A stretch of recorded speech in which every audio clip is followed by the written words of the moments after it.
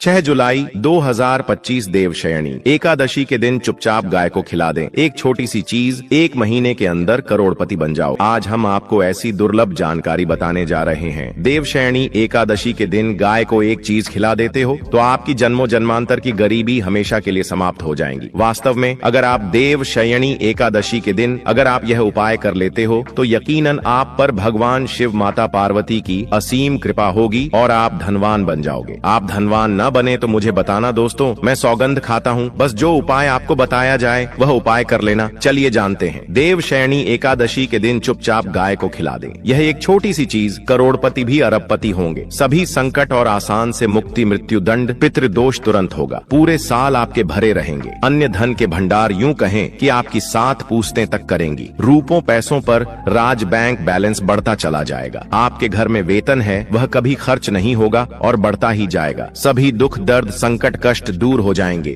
और सभी सुख आपके कदमों में आ जाएंगे। सभी सुख आपके कदम चूमेगी। यदि आप यह एक छोटी और खास चीज चुपचाप गाय को खिला देते हैं तो तत्काल गरीबी आपके जीवन से खत्म हो जाएगी। योग से राजा बन जाता है और 33 कोटि देवी देवताओं को धारण करने वाली गौ माता की असीम कृपा व्यक्ति पर आजीवन बसती है। व्यक्ति के घर में कभी भी अन्य धन वस्त्र की कमी नहीं होती। अन्य धन के भंडार व्यक्ति के घर में भरे रहते हैं। देवशयनी एकादशी के दिन गाय का यह उपाय करने से व्यक्ति के जीवन से तत्काल गरीबी खत्म हो जाती है। तो दोस्तों, कौन कौन से बेगौ माता से जुड़े खास और महत्वपूर्ण उपाय हैं जिन्हें यदि देवशयनी एकादशी के दिन कर लेते हैं? तो दोस्तों, गाय का उपाय बताने से पहले मैं आपको देवशयनी एकादशी पूजा के बारे में थोड़ा सा जानकारी दे देता हूँ कि देवशयनी एकादशी कब है और इस महीने में किस तारीख को है। 5 या 6 जुलाई। तो इस वर्ष देवशयनी एकादशी 6 जुलाई 2025 को पड़ रही है। देवशयनी एकादशी एक महत्वपूर्ण हिंदू त्योहार है जो भगवान विष्णु के शयन काल की शुरुआत का प्रतीक है। यह एकादशी आषाढ़ मास के शुक्ल पक्ष में पड़ती है। कहा जाता है कि इस दिन भगवान श्री हरि विष्णु योग निद्रा में चले जाते हैं और धरती का पूरा कार्यभार भगवान भोलेनाथ के हाथ में सौंप जाते हैं। उसके बाद 4 महीने बाद भगवान श्री हरि विष्णु योग निद्रा से बाहर आते हैं। चलिए अब देवशयनी एकादशी का थोड़ा सा महत्व भी जान लेते हैं। भगवान विष्णु का शयन काल। देवशयनी एकादशी से भगवान विष्णु 4 महीने के लिए शयन काल में चले जाते हैं। चातुर्मास की शुरुआत। देशों ने एकादशी के चातुर्मास की शुरुआत होती है जो कि 4 महीने तक चलती है। पुण्य और सभ्यता। देवशयनी एकादशी का व्रत रखने से पूर्ण और सभ्यता की प्राप्ति होती है। देवशयनी एकादशी की पूजा विधि के बारे में भी थोड़ा सा आपको हम बता देते हैं। इस दिन व्रत रखना काफी ज्यादा शुभ माना जाता है। कहा जाता है कि अगर महिला कोई पुरुष श्रद्धा भाव से व्रत रखता है तो उसको भगवान श्री हरि विष्णु और भोलेनाथ दोनों का ही आशीर्वाद प्राप्त होता है। देवशयनी एकादशी का व्रत रखना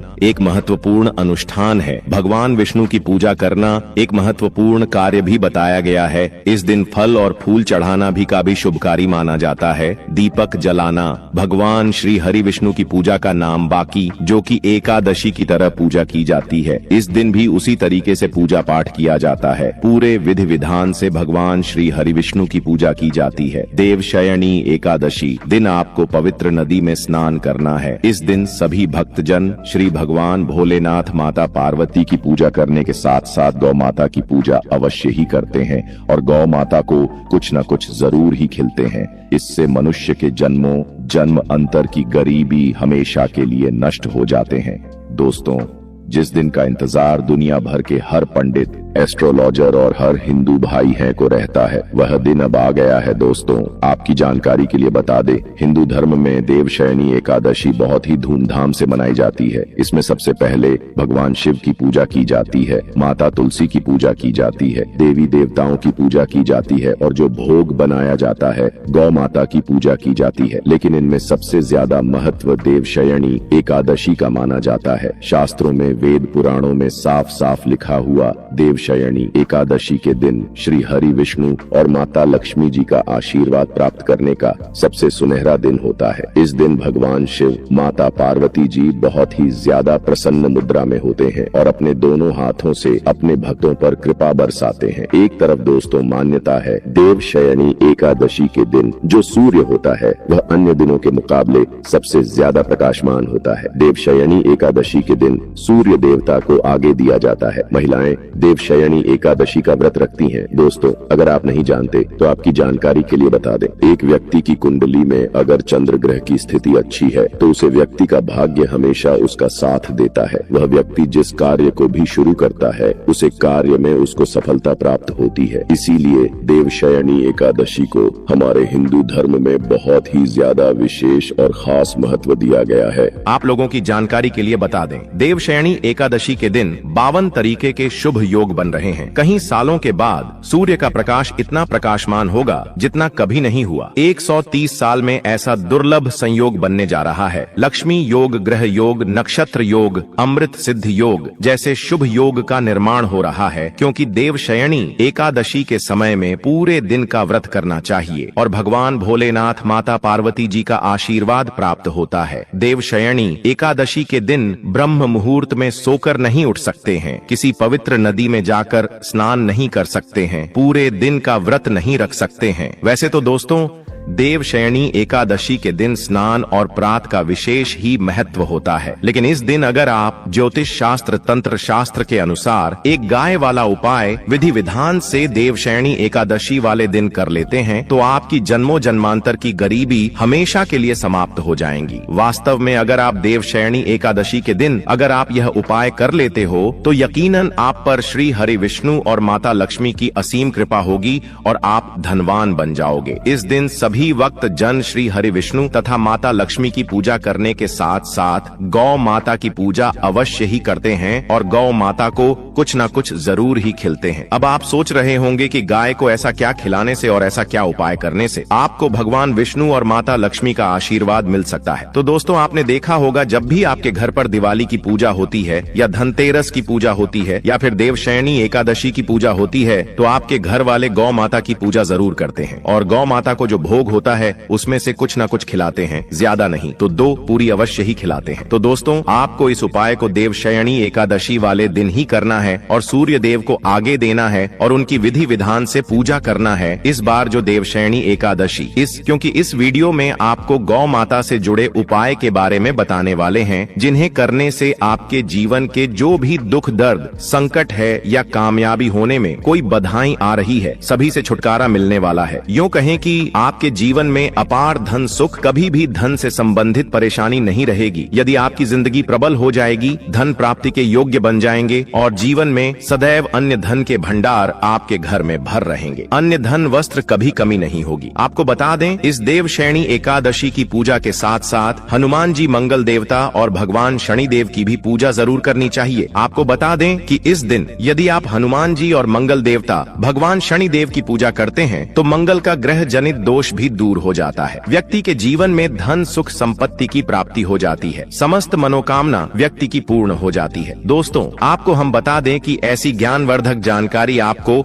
हम पैसों में भी बांट सकते थे, पर हमारे चैनल का मकसद है जनहित में जन कल्याण एवं जन सेवा करना। इसीलिए आपके लिए जो जानकारी बताते हैं वह फ्री में बताते हैं, इसलिए आप इस वीडियो को भी जरूर लाइक करें। और दोस्तों, मैं आपसे एक अनुरोध और करना चाहूंगा कि आप अपनी राशि कमेंट बॉक्स में जरूर डाल दें, जिससे कि आपकी राशि के अनुसार हम आपको कुछ ऐसे उपाय बता सके जिससे आपको लाभ की प्राप्ति हो। क्योंकि हम राशि से जुड़े उपाय भी आपको बताते हैं, तो आप कमेंट बॉक्स में अपनी राशि हमें जरूर बताएं या अपना नाम बताएं, जिससे आपके लिए कुछ हम ऐसे उपाय बता सके। साथ में जय गौ माता अवश्य लिखें। दोस्तों, साथी से एक नेय तो जरूर करना है। गाय का उपाय बताने से पहले एक उपाय आपको बता दें। इस उपाय को लाइक जरूर करें। क्या करें कि शाम के समय पीपल के पेड़ के नीचे आपको सरसों का चौमुखी दीपक, आटे का दीपक बनाना है। चौमुखी दीपक में आगे की बाती लगाकर सरसों के तेल का दीपक जला देना है। आटे का दीपक बनाएं, जो थम तेल डालें उसमें बाती ही डालें। लाल वाली कलावे की दीपक जला दें। 4-4 बाती मम लगाकर चारों दीपक मतलब 4 भाग उसके बन जाएं। हर एक भाग को जलाएं और बीच में 2 सबूत फूल वाले लौंग भी डाल दें। फिर देखिए कैसे चमत्कार आपके जीवन में होता है। शाम के समय जलाकर उसे छोड़ें। मनोकामना मांगकर छोड़ दें। दोस्तों, अभी तक अपने चैनल को सब्सक्राइब न किया हो तो जरूर कर लें, इससे आपको और भी ज्ञानवर्धक जानकारी सीधे माध्यम से प्राप्त हो सके। दोस्तों, ये गौ माता वाला उपाय बहुत ही प्रभावशाली उपाय बताया। मैंने आपको इस उपाय को जरूर करें। बहुत ही लाभकारी उपाय बताया है। बहुत ही आपको लाभ देगा यह उपाय। और अब बात करें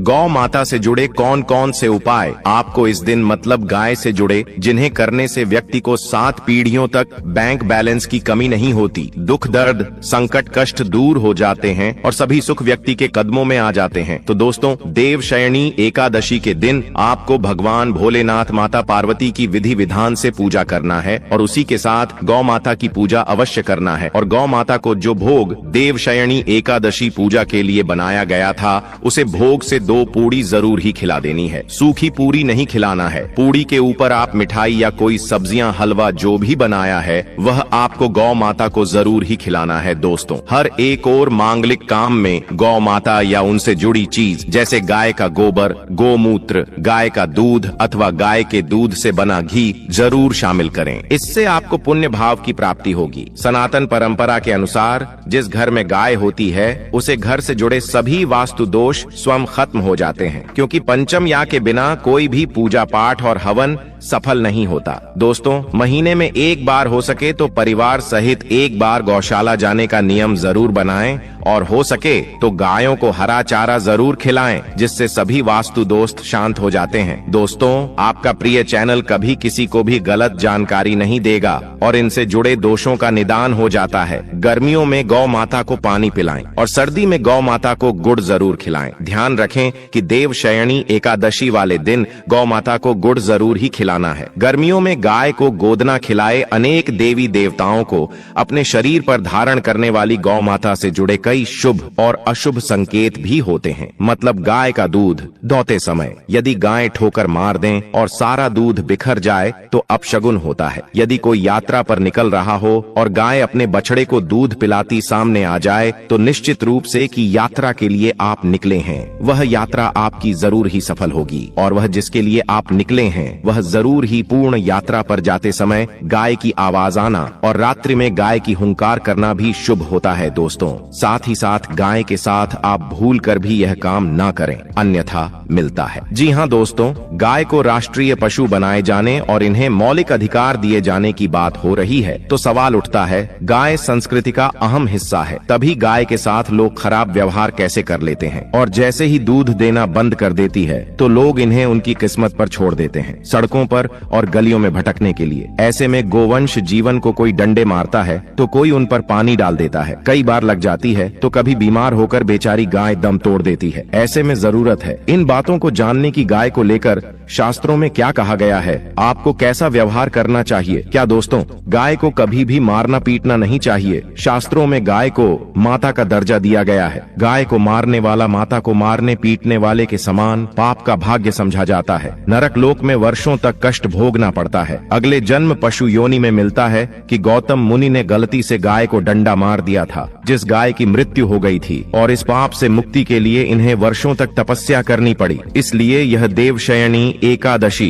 श्री कृष्ण जी ने बैल स्वरूप में आए वृद्ध आश्रम का वध कर दिया था, जिससे मुक्ति के लिए भगवान श्री कृष्ण को संपूर्ण तीर्थ को एक कुंड में बुलाना पड़ा और इस कुंड में स्नान से वह पाप मुक्त हो गए थे। यह दोस्तों, साथ ही साथ पानी पी रही गाय को भागते हैं, वह घोर पापी के भंग बनाकर होते हैं। ऐसे लोग घर आपसे मुक्त होकर स्वर्ग पाए जाते हैं और बड़े ही धनवान कल में जन्म लेकर सुख भोगते हैं। और साथ ही साथ आराम कर रही गाय को कष्ट देकर कभी भी उठाना नहीं चाहिए। वह जन्म में किए गए जाने अनजाने में पापों से मुक्ति हो जाती है और गोलोक में स्थान पाते हैं। गाय को डंडा मारकर उठना, पानी डालकर उठाने से मनुष्य पाप का भागी बनता है और अगले जन्म में उसे दर दर भटकना पड़ता है। और साथ ही साथ शास्त्रों में बताया गया है, जो लोग गाय की सेवा करते हैं और उनका भोजन खिलाते हैं और उनकी परवरिश अच्छी तरह से कहते हैं तो वह लोगों के जीवन की सभी इच्छाएं पूर्ति होती हैं। गाय के बछड़े से बचा हुआ दूध ही मनुष्य को लेना चाहिए, परंतु कुछ लोग एक बार गाय को धो लेने बाद फिर से बछड़े के लिए बचा हुआ दूध भी धो लेते हैं।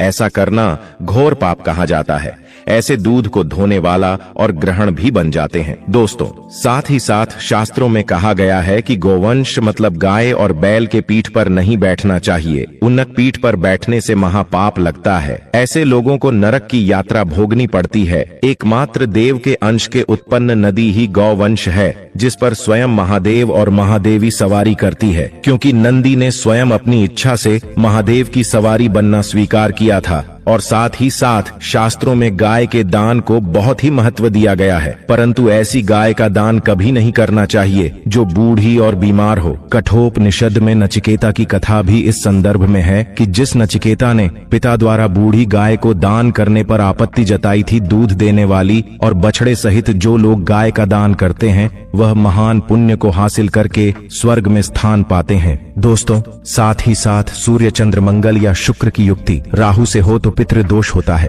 यह भी मानता है कि सूर्य का संबंध पिता से एवं मंगल का संबंध रक्त से होने के सूर्य, यदि शनि, राहु या केतु या दृष्टि हो तथा मंगल की युति राहु या केतु से हो तो पितृदोष होता है। इस दोस्त से जीवन संघर्ष में बन जाता है। यदि पितृदोष हो तो गाय को प्रतिदिन या किसी भी एक देवशयनी एकादशी के दिन रोटी, गुड़, चारा आदि खिलाने से पितृदोष दोस्तों हर एक और मांगलिक काम में गौ माता या उनसे जुड़ी चीज जैसे गाय का गोबर, गोमूत्र, गाय का दूध अथवा गाय के दूध से बना घी जरूर शामिल करें। इससे आपको पुण्य भाव की प्राप्ति होगी। सनातन परंपरा के अनुसार जिस घर में गाय होती है उसे घर से जुड़े सभी वास्तु दोष स्वयं खत्म हो जाते हैं। गाय के ऊपर जो कुबड़ होती है वह बृहस्पति गुरु है। अतः जन्म पत्री में यदि बृहस्पति अपनी नीच राशि मकर में हो या अशुभ शिवलिंग में जा रहे हो और सामने से गौ माता आई हुई दिखाई दे तो गौ माता को अपनी दाहिनी ओर से जाने देना चाहिए।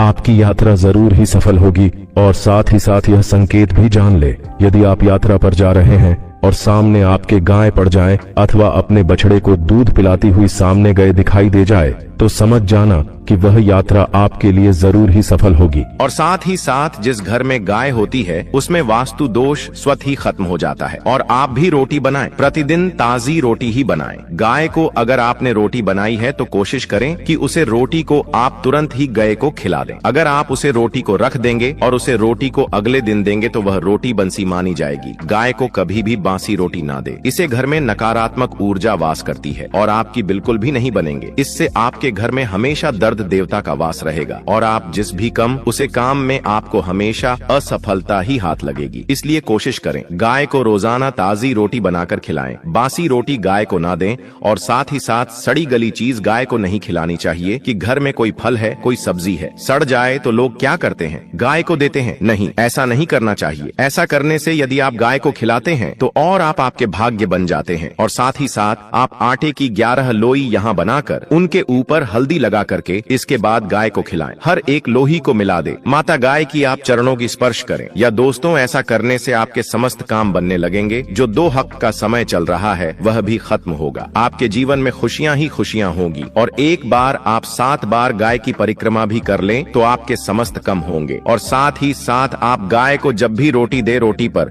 या तो आप थोड़ी हल्दी लगा ले, अगर अच्छा ना हो तो आप थोड़ा रख सकते हैं, थोड़ा घी रख सकते हैं। या दोस्तों, गाय को कभी भी सूखी रोटी ना खिलाएं। सूखी का मतलब गाय रोटी रखें, उसे पर कुछ ना कुछ रख कर खिलाएं। हल्दी रख ले, मिश्री की, या जो भी रख ले, मतलब खाली रोटी नहीं खिलानी। इस बात का जब भी आपको शुभ फलों की प्राप्ति होगी। जी हाँ दोस्तों, उपाय कुछ बातें जिन्हें आपको ध्यान में जरूर रखना चाहिए।